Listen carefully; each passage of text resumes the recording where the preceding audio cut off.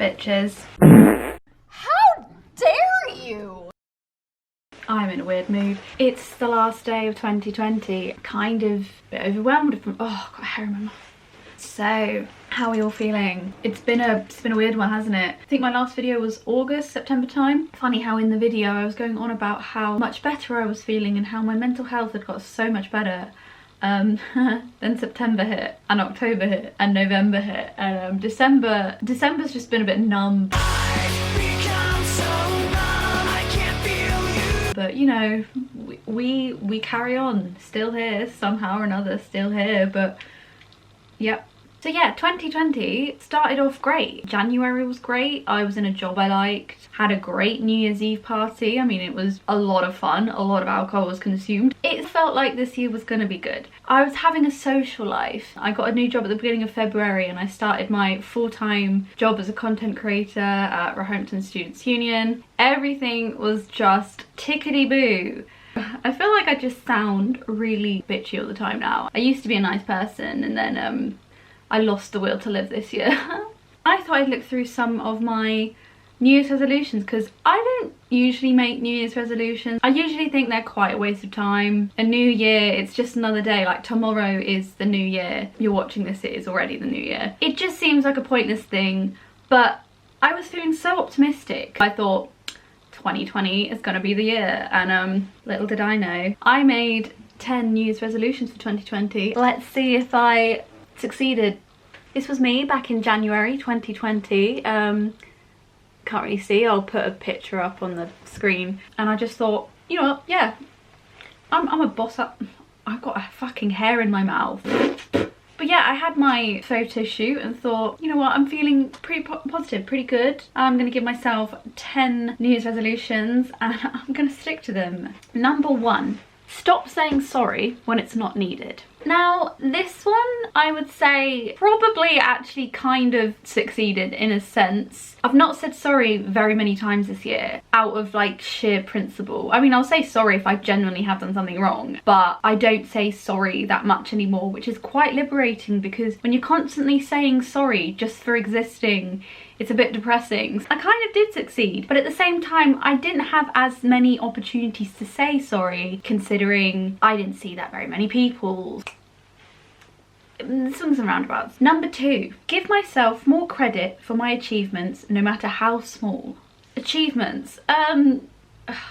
Once again, yes and no. Actually, probably more no.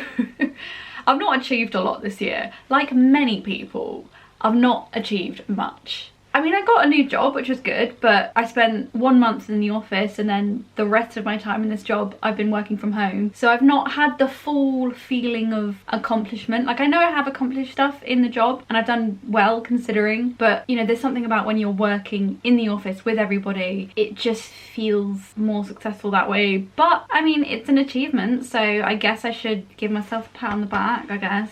But not much else, to be honest. So give myself more credit for my achievements. I mean, I'm still alive. Not sure if that's a good thing or not.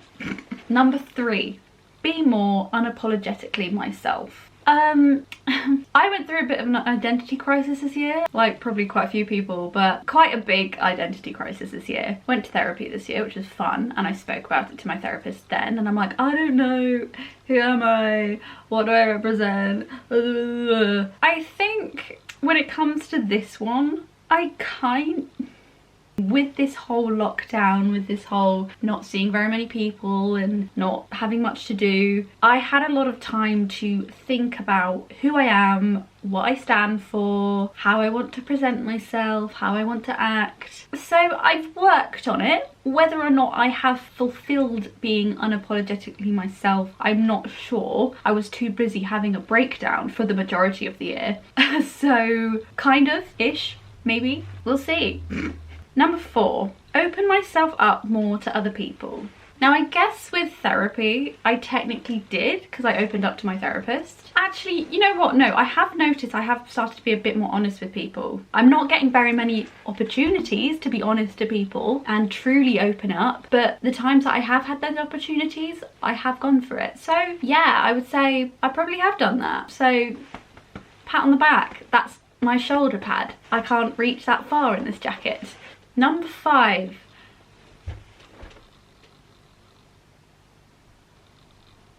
Oh dear God. Stop the frequent habit to isolate myself, e.g. spend more time with friends. That couldn't have been a worse New Year's resolution to make than the year of 2020. Stop the frequent habit to isolate myself. Considering I've spent like vast majority of this year isolating, don't think I've done very well on that New Year's resolution. And have I spent much time with friends? Not been able to. I mean, I had a good couple of times at the beginning of the year, but apart from that, let's just ignore number 5. Number 6, don't let nostalgia keep me holding on to things just out of principle.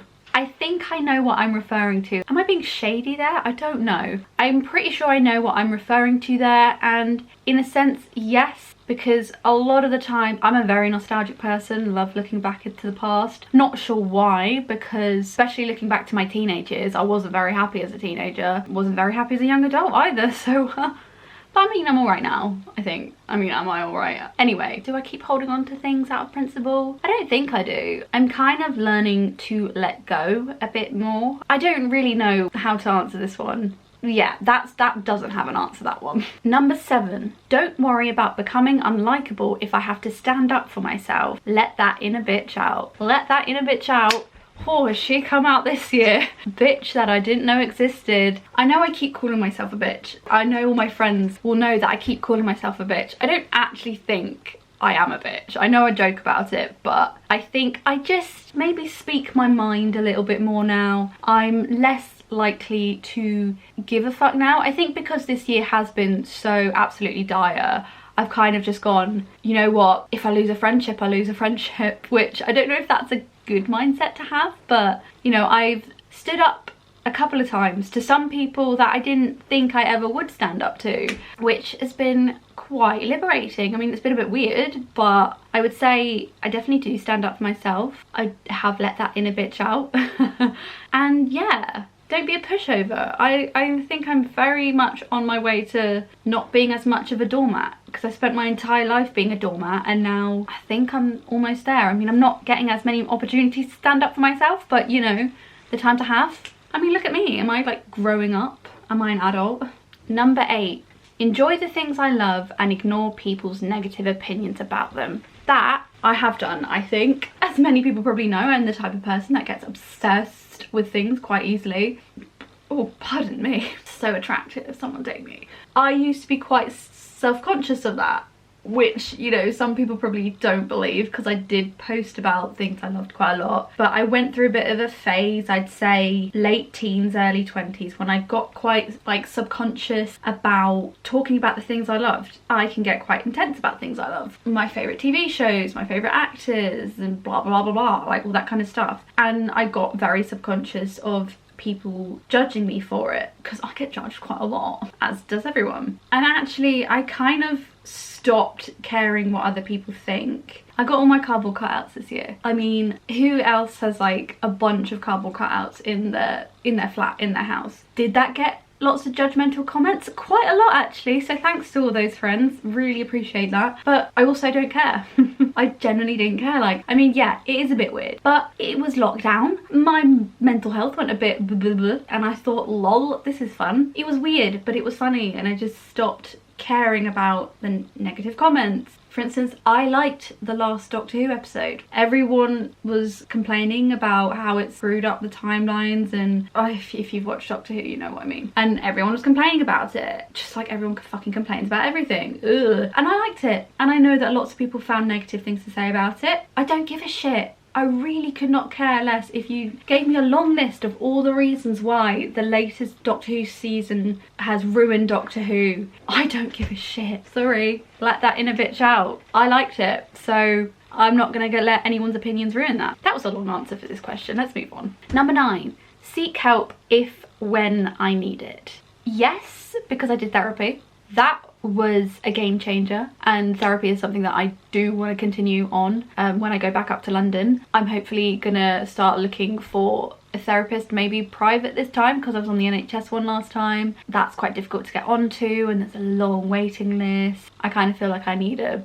maybe a private one. I don't know how much it costs. If it's expensive, then maybe not, but we'll see. But yeah, that was definitely sought help there. I will admit I did maybe not reach out to people as much this year. I think I was very much like very frustrated with people and life, and I didn't want to talk to people, so I logged off social media for a couple of months. I didn't message anyone for however many months. I didn't talk to people, so I maybe didn't seek help in that sense, but there was always someone that I would go to, either a therapist, either my flatmate, either on the phone to my mum or whatever. So yes and no, and mostly yes. So I'd say number 9's a kind of success.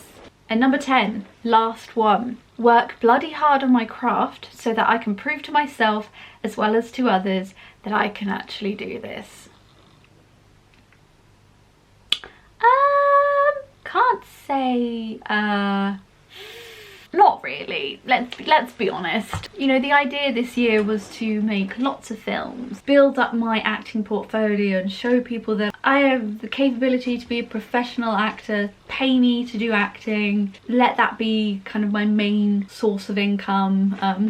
That's hilarious. That didn't happen. I did do one film, which was kind of like a last minute thing, which I think has kind of made me feel a little bit better about the lack of creativity this year. That got into Rain Dance Film Festival, which was pretty freaking awesome. So that is an accomplishment. What else? I had planned to have finished writing my book by the end of this year. Still haven't done that. Still got quite a few thousand words to go on the first draft. Haven't even finished the first draft yet. So however, I did do the writing course, which really helped me because I talked to an actual professional editor who gave me loads of tips. I've changed the title of my book now. I originally had viewpoints of multiple characters, and now the whole book is in the viewpoint of just one, which makes so much more sense. You know, that was quite a big change. So I've worked a little bit on acting and a little bit on writing. Not as much as I wanted to, and not as much to kind of prove that I can do this craft. But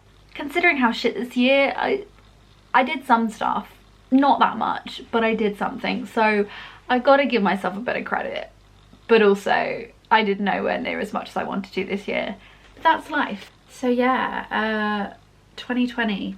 I mean, a bit of a fucking piss take, to be honest. This is usually the time of year when everyone's like, say positive things, spread positivity, spread love, think, you know, positive and all that vibes. Let's be honest, can't be asked, don't really want to.